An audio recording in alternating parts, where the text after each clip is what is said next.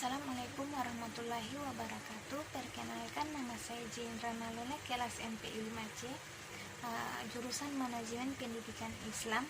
Dalam video kali ini saya akan memaparkan materi-materi mata kuliah manajemen strategi. Berikut judul materi yang pertama yang akan saya paparkan, yaitu prosedur dan sistematika manajemen. Manajemen strategi merupakan proses atau rangkaian kegiatan pengambilan keputusan yang bersifat mendasar dan menyeluruh, disertai penetapan cara melaksanakannya yang dibuat oleh pimpinan dan diimplementasikan oleh seluruh jajaran di dalam suatu organisasi untuk mencapai tujuan. Berikut proses manajemen strategik. Yang pertama, formulasi strategik adalah mengembangkan visi dan misi, mengidentifikasi peluang dan ancaman eksternal perusahaan. Yang kedua, implementasi strategi, di antaranya mengembangkan budaya yang mendukung strategi, menciptakan struktur organisasi yang efektif. Yang ketiga, evaluasi strategi adalah tahap final dalam manajemen strategi. Yang berikut sistematika manajemen strategi. Yang pertama, melakukan analisis situasi, evaluasi diri dan pesaing baik internal maupun eksternal. Yang kedua, bersamaan dengan penaksiran tersebut, tujuan dirumuskan. Tujuan ini harus bersifat paralel dalam rentan waktu jangka pendek maupun juga jangka panjang.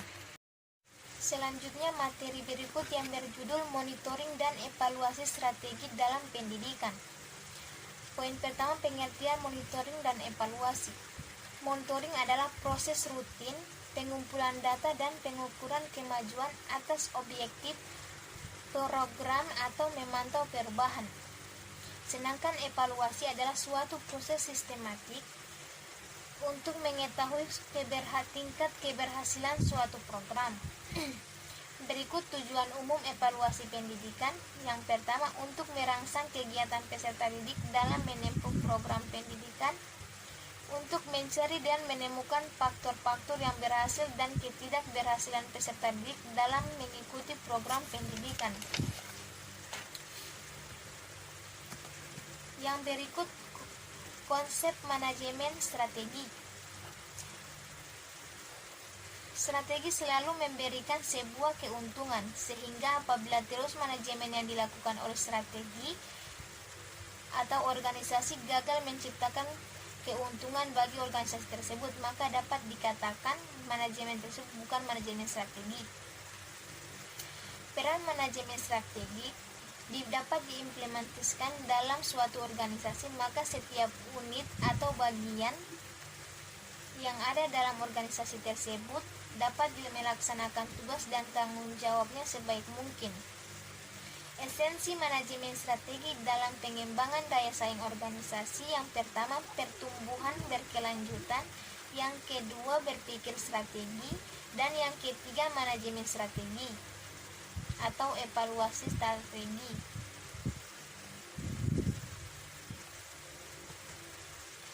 Yang berikut manfaat manajemen strategi. Yang pertama, memberikan arah jangka panjang yang akan dituju.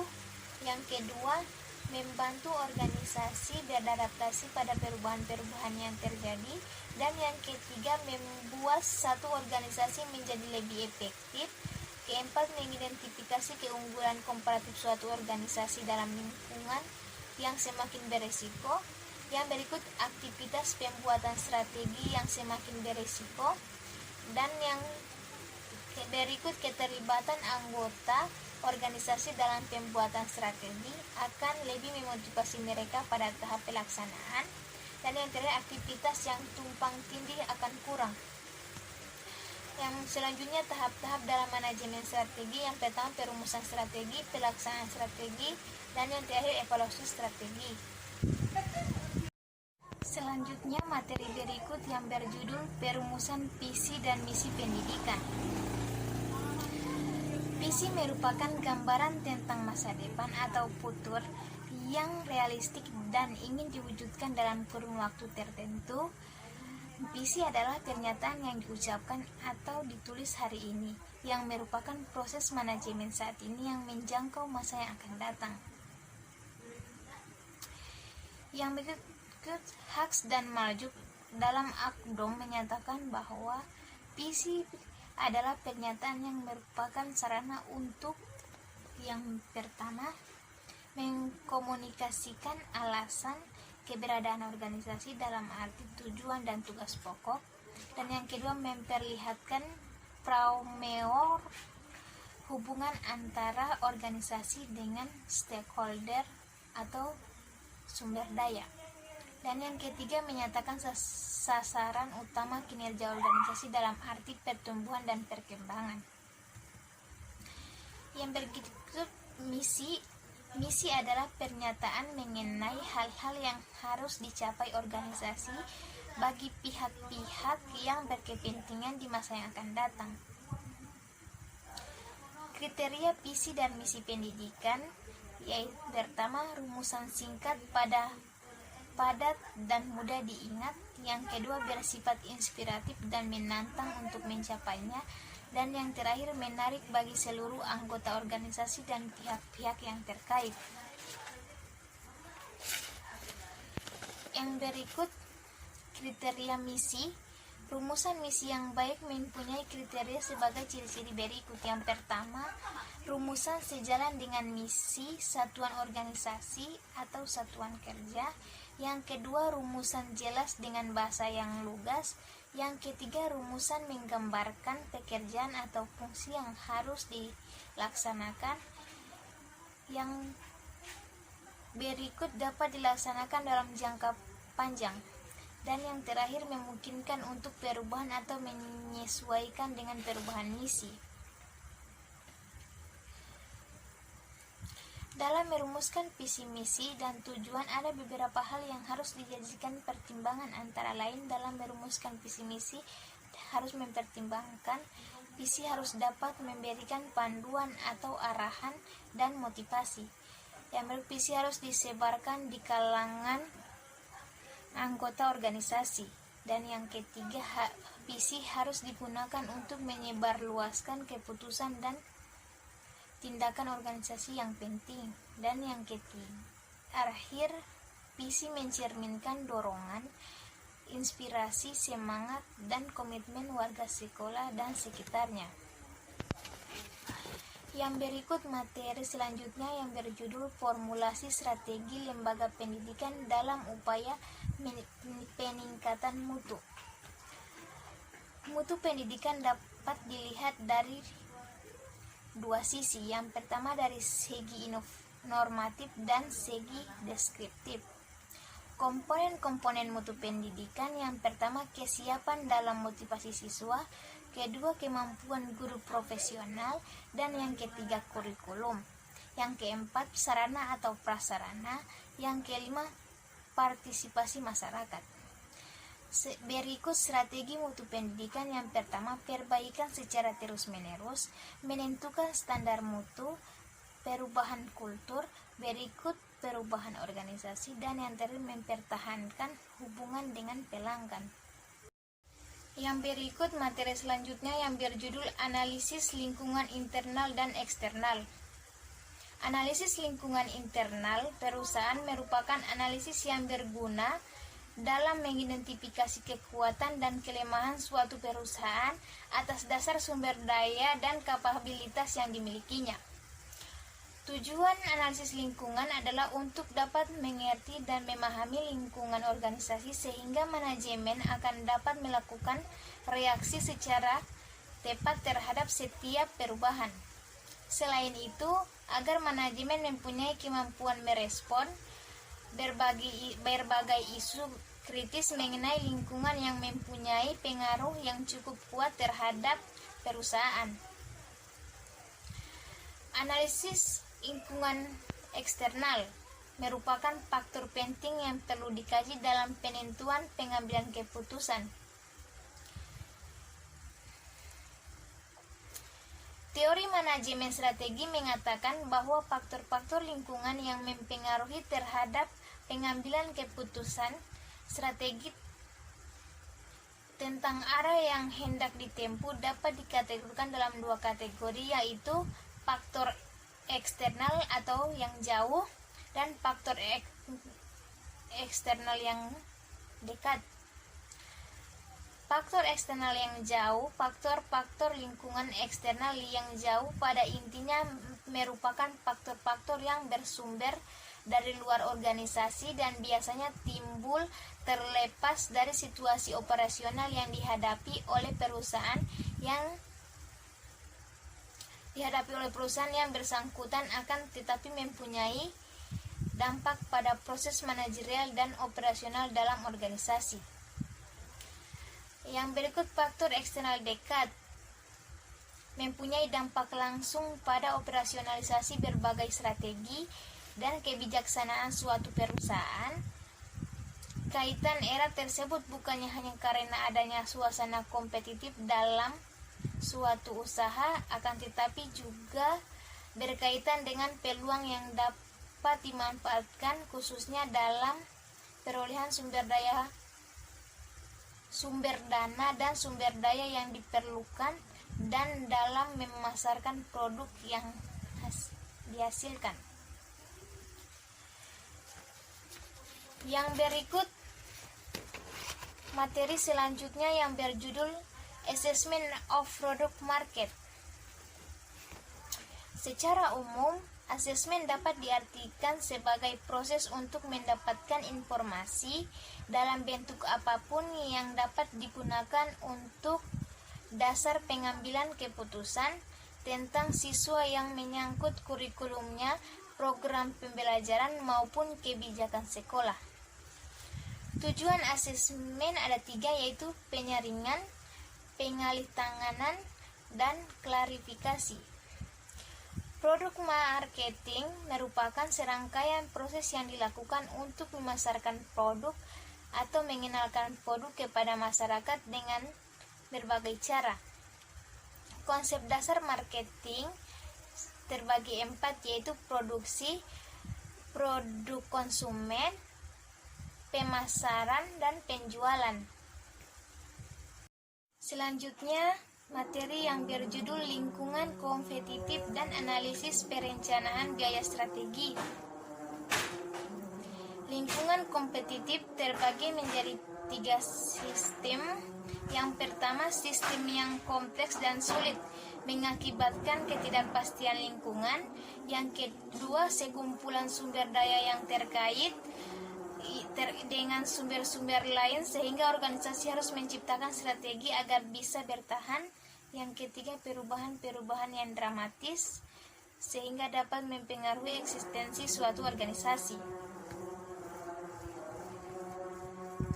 Yang berikut upaya organisasi dalam mempertahankan eksistensinya. Yang pertama, organisasi perlu memahami dinamika lingkungan. Yang kedua, mempelajari dan menganalisis perilaku lingkungan organisasi. Yang ketiga, menciptakan keunggulan kompetitif yang tidak mampu ditiru. Yang keempat, mempertahankan keuntungan kompetitifnya. Dan yang kelima atau yang terakhir, mengoptimalkan keseluruhan sumber daya yang ada. Yang berikut analisis perencanaan biaya strategis. Analisis perencanaan biaya strategis adalah analisis yang digunakan untuk menentukan bagaimana perubahan dalam biaya dan volume dapat mempengaruhi pendapatan operasional dan pendapatan bersih. Elemen analisis perencanaan biaya strategis ada 5, yaitu yang pertama harga produk, yang kedua volume atau tingkat aktivitas, yang ketiga biaya variabel per unit, yang keempat total biaya tetap, yang kelima bauran volume produk yang terjual atau yang dijual. Yang berikut materi selanjutnya yang berjudul Implementasi Karakteristik Komponen Dimensi dan Proses Manajemen Strategi dalam Pendidikan. Implementasi strategi meliputi rencana program dan kegiatan penganggaran atau alokasi biaya, sistem pelaksana, dan pemantauan. Karakteristik manajemen strategi di dunia pendidikan adalah: yang pertama, manajemen strategi diwujudkan dalam bentuk perencanaan berlokasi besar. Yang kedua, rencana strategi berorientasi ke masa depan. Yang ketiga, visi dan misi menjadi awal dalam penyusunan rencana strategi. Yang keempat, adanya keterlibatan pimpinan puncak. Yang kelima, hasil rumusan rencana diimplementasikan melalui fungsi manajemen. Yang berikut komponen manajemen strategi dalam dunia pendidikan. Komponen yang pertama yaitu komponen perencanaan strategi, meliputi proses perumusan visi misi, tujuan strategi, dan strategi utama. Yang kedua, komponen perencanaan operasional, meliputi proses perumusan sasaran atau tujuan operasional. Yang berikut dimensi manajemen strategi pendidikan. Yang pertama, dimensi waktu dan orientasi masa depan. Yang kedua, dimensi internal dan eksternal. Yang ketiga, dimensi pendayagunaan sumber-sumber. Yang keempat, dimensi multibidang. Dan yang terakhir, pengikut sertaan manajemen puncak. Proses manajemen ada 3, yaitu perumusan strategi, implementasi strategi, pengendalian, dan evaluasi. Yang berikut judul materi yang kedua yaitu analisis teori manajemen. Yang pertama, manajemen strategi pendidikan adalah merupakan landasan dan pijakan awal dalam pengembangan praktik pendidikan, misalnya pengembangan kurikulum, manajemen sekolah, dan proses belajar mengajar. Strategi dalam pendidikan di materi ini terdapat 3 strategi, yaitu yang pertama, strategi moral knowing. Strategi ini merupakan strategi dengan memberikan pengetahuan yang baik kepada sesuai dengan kaidah-kaidah dalam pendidikan.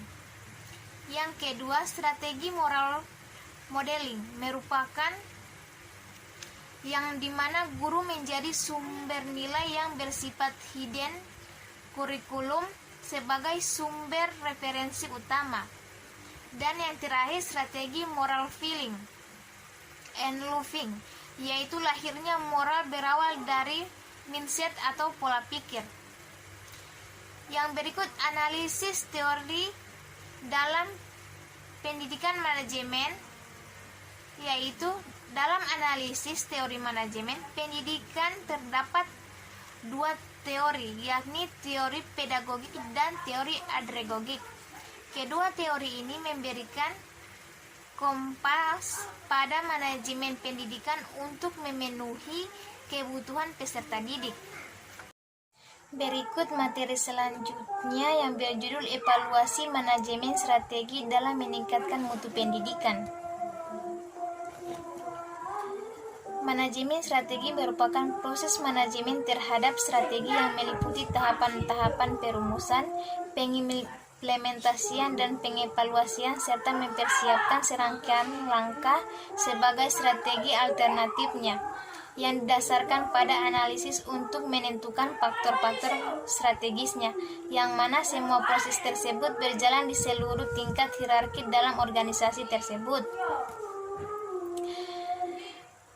Menurut Kamus Istilah Manajemen, evaluasi adalah proses bersistem objektif yang menganalisa sifat dan ciri pekerja di dalam perusahaan atau organisasi.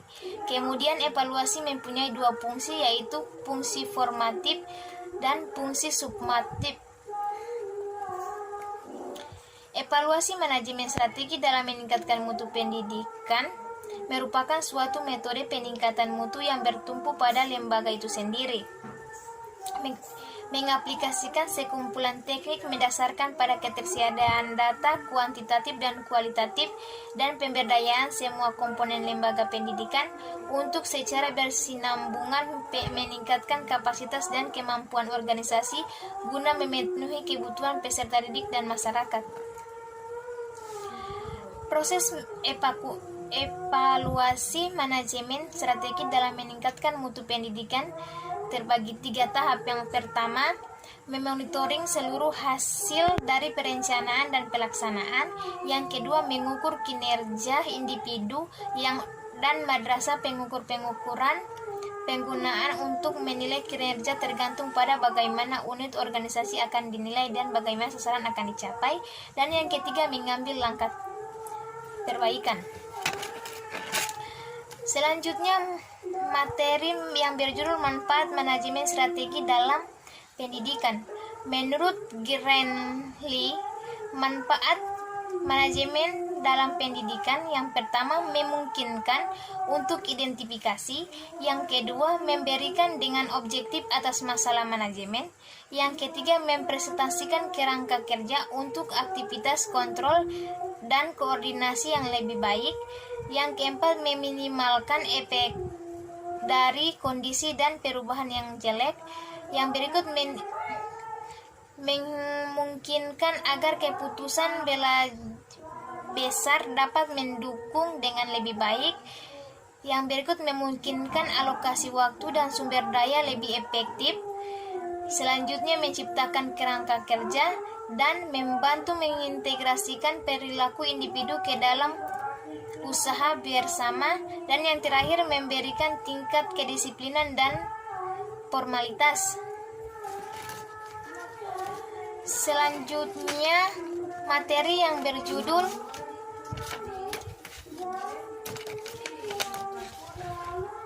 hierarki manajemen strategi. Strategi fungsional diarahkan oleh strategi kompetitif atau bisnis. Ada 3: kooperasi, unit bisnis, dan strategi fungsional.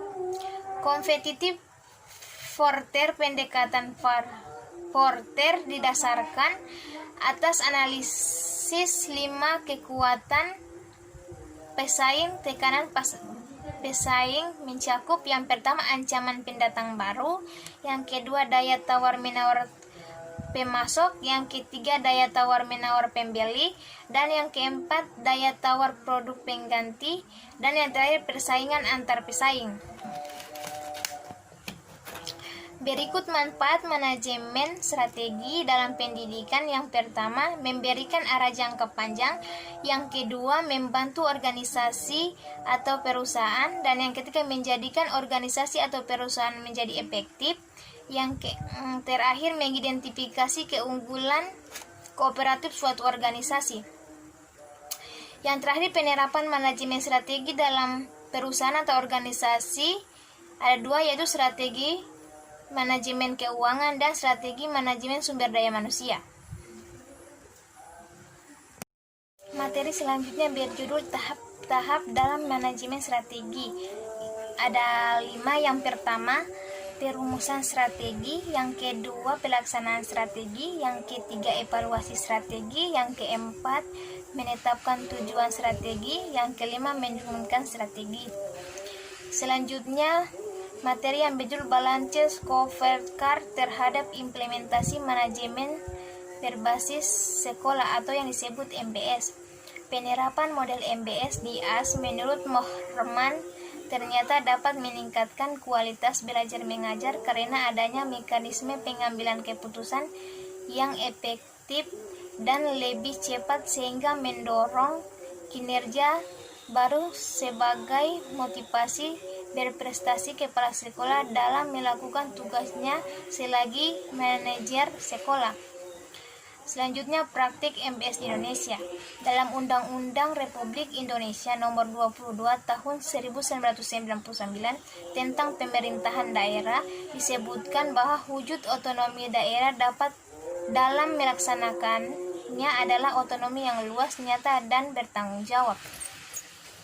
Selanjutnya, kesalahan dalam proses. Selanjutnya, kesalahan materi mengenai kesalahan dalam proses manajemen strategi.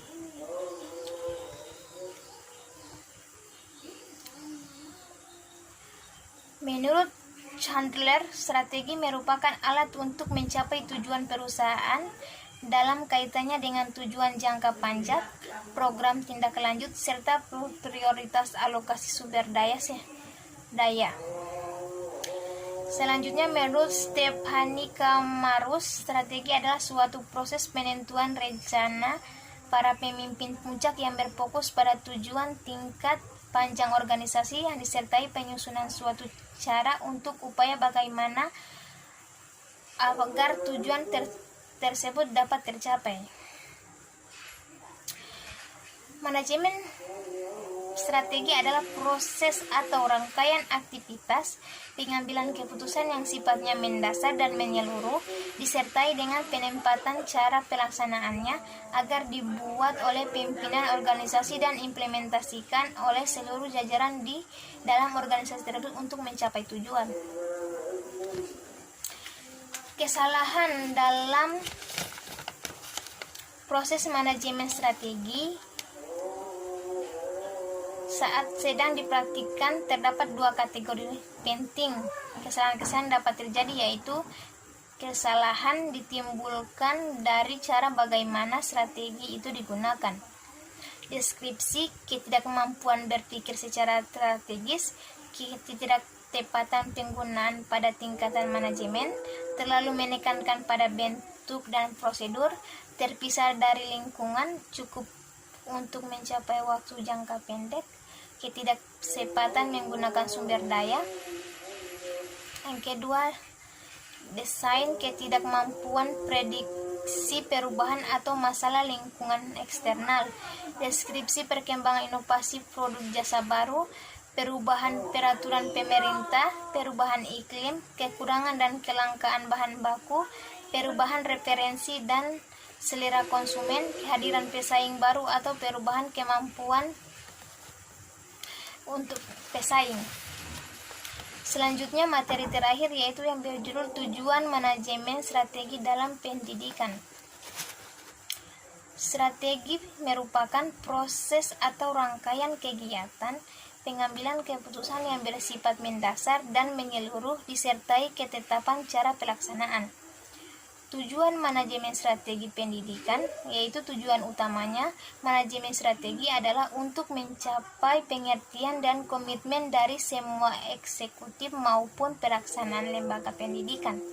Manfaat besar dari manajemen strategi adalah memberi peluang bagi organisasi dalam pemberdayaan individu.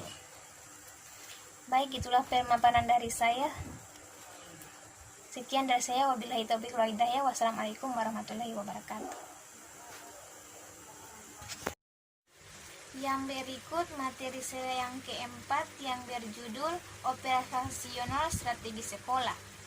Pada umumnya, operasional strategi sekolah yaitu mengandung unsur adanya kegiatan yang dilakukan dengan mengkoordinasikan beberapa kegiatan dan sumber daya untuk tercapainya tujuan tertentu. Berikut unsur pokok operasional strategi sekolah. Yang pertama, kontinu. Operasional strategi sekolah bukan suatu kegiatan yang berdiri sendiri dan juga bukan tindakan sesaat, melainkan tindakan yang berkelanjutan atau merupakan suatu proses yang kontinu. Yang kedua, efisien. Operasional strategi sekolah merupakan suatu kegiatan yang menekankan pemanfaatan sumber daya semaksimal mungkin. Dan yang ketiga, efektif. Segala pekerjaan yang harus dilakukan secara sebaik-baiknya serta mencapai hasil sesuai yang diharapkan. Yang berikut fungsi operasional strategi sekolah. Yang pertama, perencanaan. Yang kedua, pengorganisasian.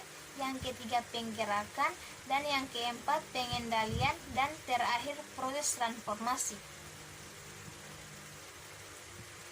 Yang berikut fokus operasional strategi sekolah dalam pembelajaran dan pengajaran, yaitu pembelajaran dan pengajaran di sekolah merupakan salah satu fokus operasional sekolah sebagai lingkungan pendidikan yang dapat menghasilkan lulusan yang bermutu. Kelima, yaitu yang berjudul manajemen strategi sekolah dalam menghadapi persaingan mutu. Manajemen strategi terbentuk dari dua kata, yakni strategi berasal dari bahasa Yunani strategia yang berarti seni atau ilmu. Manajemen strategi dapat dilakukan jika keputusan merupakan keputusan bersama, bukan keputusan sepihak, dan keputusan itu dipilih dari alternatif terbaik. Manajemen strategi yang diterapkan dalam manajemen sekolah menjadi kunci efektifnya pelaksanaan program dan kegiatan untuk mencapai tujuan pendidikan dan adanya peningkatan mutu secara terus-menerus. Berikut pendekatan strategi 3 cara. Yang pertama, memposisikan perusahaan melalui strategi dan perencanaan kemampuan. Yang kedua, strategi tanggapan isu-isu strategi yang dikeluarkan manajemen. Dan yang ketiga, manajemen sistematis selama implementasi manajemen. Yang berikut manajemen strategi sekolah menghadapi persaingan mutu. Dalam hal ini, penggunaan model manajemen berbasis sekolah atau yang sering disebut MBS merupakan konsep yang konstruktif dan menjanjikan sebagai strategi peningkatan mutu manajemen pendidikan. MBS itu sendiri merupakan gagasan yang menempatkan kewenangan pengelolaan sekolah dalam satu keutuhan entitas sistem untuk membuat keputusan. Dalam dunia pendidikan, sekolah harus mampu dan menjabarkan tindakan sebagai berikut. Yang pertama, menyusun perencanaan sesuai kemampuan dan potensi yang dimiliki dengan mengoptimalkan sumber daya untuk mencapai tujuan yang akan dicapai. Dan yang kedua, merespon isu-isu strategis seperti manajemen berbasis sekolah, kurikulum berbasis kompetensi, pembelajaran konstektual, pembelajaran kolaboratif dan kooperatif, dan sebagainya dalam rangkaian peningkatan mutu. Dan yang ketiga, menyusun strategi sekolah secara objektif, ilmiah, dan sistematis, bukan atas dasar kehendak pribadi, tetapi mengakomodir kebutuhan publik atau atas keinginan stakeholder. Berikut komponen-komponen penentu mutu proses pendidikan, yaitu peningkatan profesionalisme guru, dan yang kedua peningkatan buku dan sarana belajar. Yang ketiga, pembinaan manajemen pendidikan. Yang keempat, pembinaan fisik dan penampilan kelompok atau sekolah. Yang terakhir, peningkatan partisipasi masyarakat. Selanjutnya, materi yang berikut yang berjudul penggunaan manajemen berbasis sekolah dalam peningkatan mutu pendidikan. MBS merupakan paradigma baru pendidikan yang memberikan otonomi besar pada tingkat sekolah dalam kerangka kebijakan pendidikan nasional. Tujuan MBS ada 4. Yang pertama, meningkatkan mutu pendidikan melalui kemandirian dan inisiatif sekolah. Yang kedua, meningkatkan kepedulian warga sekolah dalam masyarakat dalam penyelenggaraan pendidikan. Yang ketiga, meningkatkan tanggung jawab sekolah kepada orang tua, masyarakat, dan pemerintah tentang mutu sekolah. Dan yang terakhir, meningkatkan kompetensi yang sehat antar sekolah. Berikut manfaat MBS. Sekolah dapat meningkatkan kesejahteraan guru sehingga dapat berkonsentrasi dalam tugasnya. Yang kedua, keleluasaan dalam mengelola sumber daya dan dalam menyertakan masyarakat untuk berpartisipasi, mendorong profesionalisme kepala sekolah dalam peranannya sebagai manajer. Dan yang terakhir, guru didorong untuk berinovasi. Yang berikut materi yang ketujuh yang berjudul efektivitas model penyelenggaraan manajemen berbasis sekolah. MBS adalah salah satu basis manajemen pengelolaan sekolah yang memberikan otonomi lebih besar kepada sekolah dan mendorong pengambilan keputusan bersama secara partisipatif dari semua warga sekolah dan masyarakat sekitarnya dalam upaya mengembangkan dan meningkatkan mutu pendidikan. Berikut ada beberapa model MBS. Yang pertama, model tujuan atau yang biasa disebut goal model.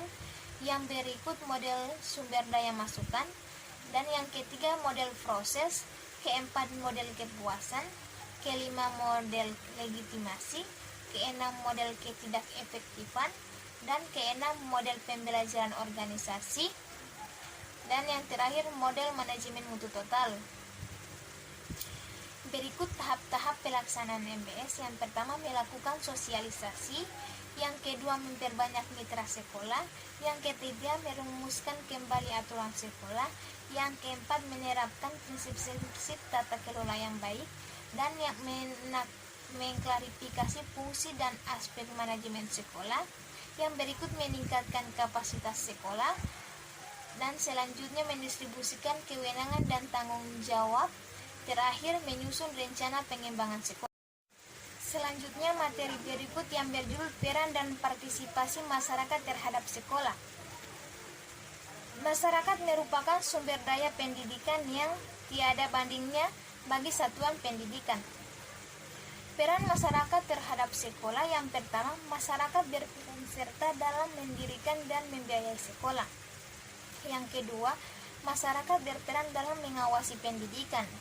Yang berikut, masyarakat yang ikut menyediakan tempat pendidikan. Dan yang terakhir, masyarakat sebagai sumber pelajar atau laboratorium tempat belajar. Yang berikut, partisipasi masyarakat terhadap sekolah. Yang pertama, berpartisipasi finansial, partisipasi material, partisipasi akademik, partisipasi kultural, partisipasi evaluatif. Itulah 5 partisipasi masyarakat dalam lingkungan sekolah atau terhadap sekolah.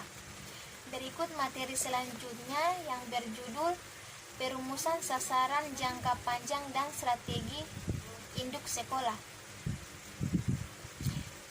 Perumusan sasaran jangka panjang. Menurut Saifuddin, segala terdapat 5 langkah formulasi strategi. Yang pertama, perumusan misi, yaitu pencitraan bagaimana sekolah seharusnya bereksistensi. Dan yang kedua, asesmen lingkungan eksternal, yaitu mengakomodasikan kebutuhan lingkungan akan mutu pendidikan yang dapat disediakan oleh sekolah. Dan yang ketiga, asesmen organisasi atau organisasi asesmen, yaitu merumuskan dan mendayagunakan sumber daya sekolah secara optimal. Dan yang keempat, merumuskan tujuan khusus objective setting, yaitu penjabaran dari pencapaian misi sekolah yang ditampakkan dalam tujuan sekolah dan tujuan tiap-tiap mata pelajaran. Dan yang kelima, penentuan strategi, yaitu memiliki strategi paling tepat untuk mencapai tujuan. Yang berikut kriteria yang digunakan sebagai pengukur keberhasilan, yaitu sebagai berikut. Yang pertama, akseptabilitas. Yang kedua, fleksibilitas. Yang ketiga, dapat diukur. Dan yang terakhir, kriteria kesesuaian. Adapun syarat-syarat menjadi sekolah kompetitif adalah sebagai berikut. Yang pertama, kepemimpinan kepala sekolah yang profesional. Yang kedua, guru-guru yang tangguh dan profesional. Dan yang ketiga, memiliki tujuan pencapaian filosofi yang jelas. Yang keempat, lingkungan dan kondusif untuk pembelajaran. Kelima, jaringan organisasi yang baik. Keenam, kurikulum yang jelas. Dan ketujuh, evaluasi yang baik berdasarkan acuan patokan untuk mengetahui apakah tujuan pembelajaran sudah tercapai. Baik, selanjutnya materi yang berjudul manajemen strategi sebagai suatu proses dalam pendidikan. Manajemen strategi adalah ilmu penyusunan, penerapan, dan pengevaluasian keputusan-keputusan. Manajemen strategi berfokus pada penetapan tujuan organisasi. Tugas dan manfaat manajemen strategi, yaitu tugas manajemen strategi yang pertama, merumuskan visi misi organisasi. Yang kedua, mengembangkan profil dan organisasi yang mencerminkan kondisi internnya. Yang berikut manfaat manajemen strategi. Yang pertama, memberikan arah jangka panjang. Yang kedua, membuat organisasi beradaptasi pada perubahan yang terjadi. Dan yang ketiga, membuat organisasi lebih menjadi efektif. Yang berikut karakteristik manajemen strategi. Yang pertama, yang diambil bersifat strategi, penggunaan sumber daya sekolah seefektif mungkin. Yang berikut berorientasi ke masa depan. Dan yang terakhir cenderung bersifat multifungsional. Yang berikut selanjutnya materi yang berjudul Anatomi Manajemen Strategi. Menurut Michel Arthit dan Erwin Urel dan Robert E. Hollison, manajemen strategi adalah proses untuk membantu organisasi dalam mengidentifikasi apa yang ingin mereka capai dan bagaimana seharusnya mereka mencapai hasil yang bernilai. Manfaat manajemen strategi. Yang pertama, memberikan arah jangka panjang yang akan dituju, membantu organisasi beradaptasi pada perubahan-perubahan yang terjadi, membuat suatu organisasi menjadi lebih efektif, mengidentifikasi keunggulan komparatif suatu organisasi dalam lingkungan yang semakin beresiko. Yang berikut, aktivitas pembuatan strategi akan mempertinggi kemampuan perusahaan untuk mencegah munculnya masalah di masa yang akan datang. Yang berikut, keterlibatan anggota organisasi dalam pembuatan strategi akan lebih memotivasi mereka pada tahap pelaksanaan. Dan yang terakhir, aktivitas yang tumpang tindih akan kurang. Berikut tahap-tahap dalam manajemen strategi. 3 macam aktivitas mendasar untuk mengevaluasi strategi adalah yang pertama, meninjau faktor-faktor eksternal dan internal yang menjadi dasar strategi yang sekarang. Yang kedua, mengukur prestasi. Yang ketiga, mengambil tindakan korektif. Aktivitas perumusan strategi, implementasi, dan evaluasi. Terjadi 3 tingkat hierarki dalam organisasi yang besar: korporasi, divisi, atau unit bisnis, strategi, dan fungsional. Langkah dalam pengembangan organisasi. Langkah pertama, manajemen perlu secara detail mengidentifikasi aktivitas yang perlu dikerjakan baik secara langsung maupun tidak langsung sejak disusunnya proposal kegiatan. Yang kedua, yang perlu dilakukan untuk menganalisis profil atau postur organisasi adalah mencari keterkaitan dari berbagai aktivitas rantai kegiatan tersebut. Yang ketiga, mencoba mencari sinergi potensial yang memungkinkan dapat ditemukan di antara output yang dihasilkan oleh setiap aktivitas yang dimiliki oleh organisasi.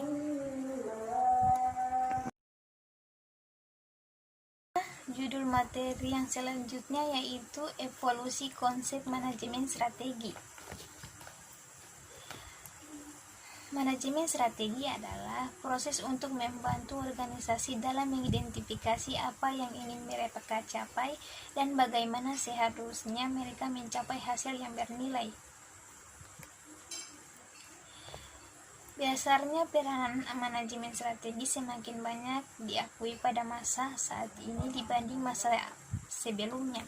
Perekonomian global yang memungkinkan pergerakan barang dan jasa secara bebas di antara berbagai negara, perusahaan-perusahaan terus bertantang untuk semakin komparatif.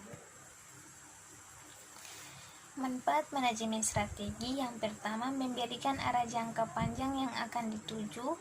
Yang kedua, membantu organisasi beradaptasi pada perubahan-perubahan yang terjadi.